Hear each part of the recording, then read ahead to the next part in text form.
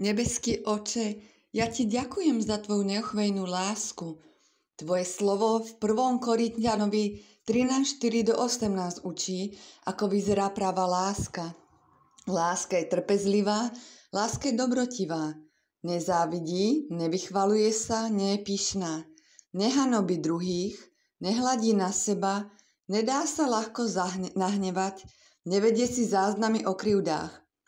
Láska nemá záľubu v zlom, ale teší sa z pravdy, vždy chráni, vždy dôveruje, vždy dúfa, vždy vytrvá.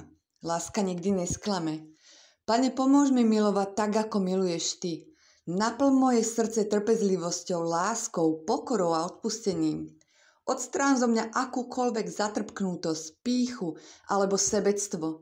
Nauč ma milovať, aj keď je to ťažké.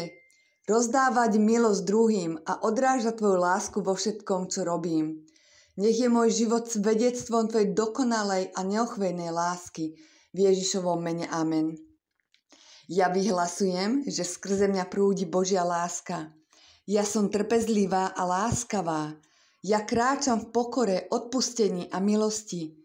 Ja nedržím sa urážok, ale rozhodujem sa milovať bezpodmienečne. Moja láska odráža Božiu lásku, ktorá nikdy nesklame. Ja chránim, dôverujem, dúfam a vytrvalo milujem. V Ježišovom mene. Amen.